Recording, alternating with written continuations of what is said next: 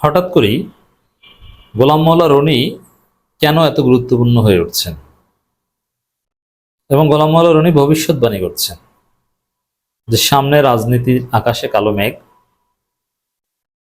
জামাত আগে বিপদে পড়বে, তারপরে বিএনপি বিপদে পড়বে। এটা আসলে কি ঠিক যে সামনে জামাত বিএনপির জন্য কঠিন পরিস্থিতি অপেক্ষা করছে, বিপদ অপেক্ষা করছে? তার আগে বলিনি যে এই কথাগুলো যে গোলাম মোল্লা রনি বলছেন, লাস্ট ৩-৪ দিন যাবত গোলাম মোল্লা রনির ফেসবুক পোস্ট এটা নিউজ পেপারের রিপোর্ট, অথচ গোলাম মোল্লা রনি সবসময় ফেসবুকে টুকটাক পোস্ট দেন। এতদিন কিন্তু নিউজ পেপারের রিপোর্ট হতো না। মিজানুর রহমান আজারি, আসিফ মাহমুদ, নাহিদরা ফেসবুকে পোস্ট দিলে ওটা নিয়ে নিউজ পেপার রিপোর্ট করে। গোলাম মোল্লা রনির ক্ষেত্রে এতদিন এটা হতো না, কিন্তু গত কয়েকদিন যাবত গোলাম মোল্লা রনি টক শোতে যা বলেন ওটা নিয়েও গণমাধ্যমে রিপোর্ট, গোলাম মোল্লা রনি ফেসবুকে যা লেখেন ওটা নিয়েও গণমাধ্যমে রিপোর্ট। এর মানে গোলাম মোল্লা রনি হঠাৎ করে গুরুত্বপূর্ণ হয়ে উঠছেন কেন এবং কিভাবে?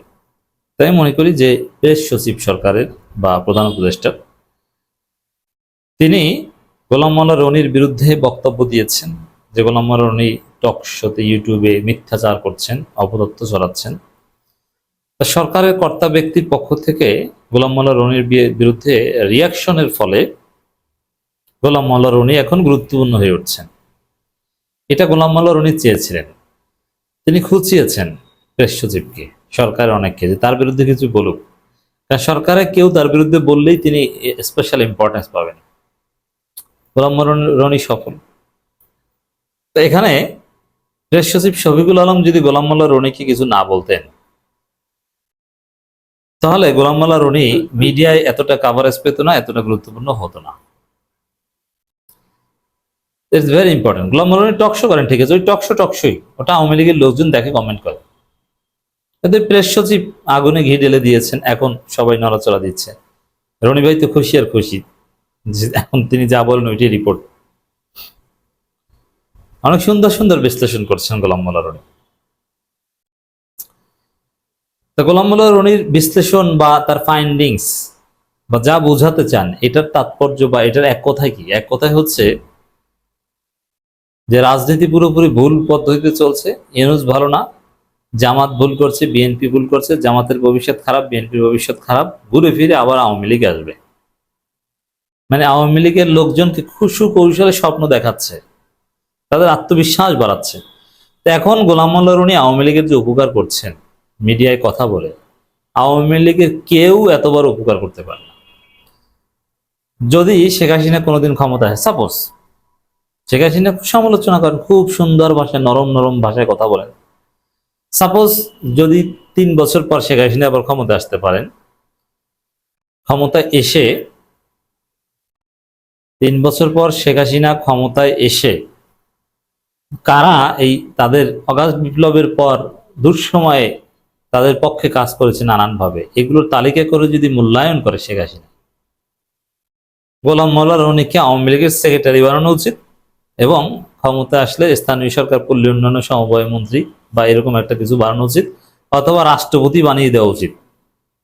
কারণ গোলাম মোল্লা রনির কন্টেন্টগুলো যদি দেখেন বা টকশোতে তার বক্তব্যগুলো যদি দেখেন বা লেখাগুলো যদি দেখেন, এটা আওয়ামী লীগের জন্য একটা বড় রসদ।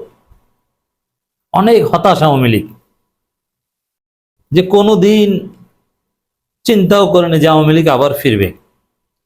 তিনি হয়তো বিএনপি বা জামাতে যোগ দেওয়ার পরিকল্পনা করছেন বা তাবলিগ জামাতে যাওয়ার চিন্তা করছেন, কিন্তু গোলাম মোল্লা রনির বক্তব্য শুনে এখন আশায় বুক বাঁধছেন যে না, আসবে। হিসাব নিকাশ, আন্তর্জাতিক রাজনৈতিক সমীকরণ, ডোমেস্টিক সমীকরণ, বিএনপি জামাতের ব্যর্থতা, তাদের ভবিষ্যৎ, এগুলো এমন ভাবে দেখাচ্ছেন যে না, আওয়ামী লীগ আবার আসবে অনিবার্য। অতএব আপনার তাবলিগে যাওয়ার দরকার নেই, আওয়ামী লীগে থাকে।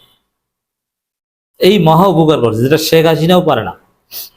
শেখ হাসিনা ফোনালাপ ফাঁস করে দেন ইচ্ছে করে, যাতে তার নেতাকর্মীরা উজ্জীবিত হন, আত্মবিশ্বাস পান, হতাশ হয়ে তাবলিগ জামাতে চলে না যান। না, এটা শেখ হাসিনার বক্তব্য তাসির নাই, এখন আর নেতাকর্মীরা মোটে উজ্জীবিত হয় না, কারণ শেখ হাসিনা তো পালিয়েছেন।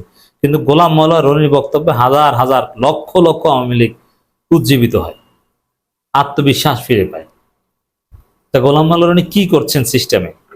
দেখবেন যে জামাতের বিরোধিতা করছে, বিএনপির লোকজন খুশি হচ্ছে, আবার বিএনপির বিরোধিতা করছে, জামাতের লোকজন খুশি হচ্ছে। কিন্তু এই বিএনপি জামাত বিরোধিতা বা সামগ্রিকভাবে যে আওয়ামী লীগের ভবিষ্যৎ বাস্তবায়ন করছে, এটা আবার কেউ দেখছে না। এখন দেখি আমরা গোলাম মোল্লা রনি কি বলেছে।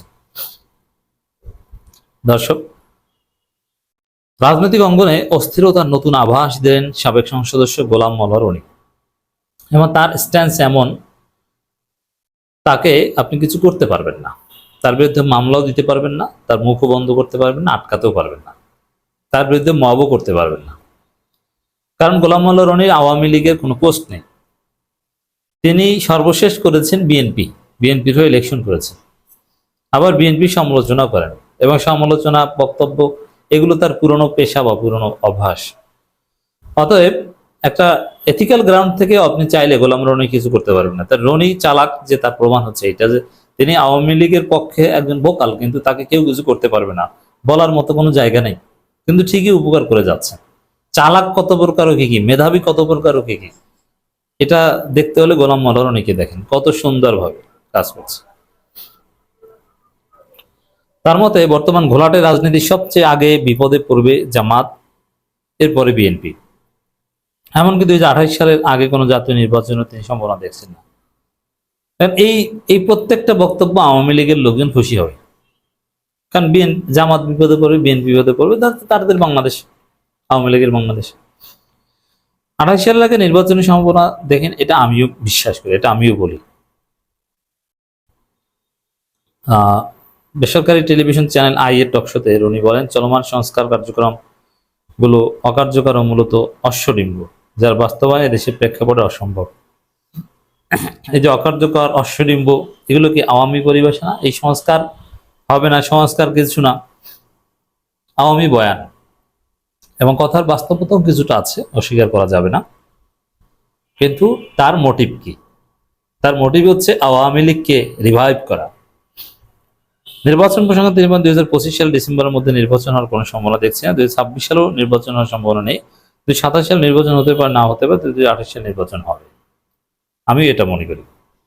2026-27 সালের মধ্যে খেলোয়াড়ের সেট বদলাতে হবে। এরকম সেট থাকলে জাতীয় নির্বাচন দূরের কথা, একটি স্থানীয় নির্বাচন সুষ্ঠু হওয়া সম্ভব না, এটাও আমি মনে করি সঠিক। মানে এইগুলোতে তো আওয়ামী লীগ, যে কোনো নির্বাচন যদি সুষ্ঠু না হয়, তাহলেই তো আওয়ামী লীগ কথা বলার সুযোগ পাবে। যে আমাদেরকে বলেছিল যে কারচুপি নির্বাচন, কই আমরা পালিয়েছি, এখন তোমরা করছো না সুষ্ঠু নির্বাচন, তখন মানুষ মনে করবে যে তা আওয়ামী লীগ যা করেছে ওইটাই তো বাংলাদেশে চলে।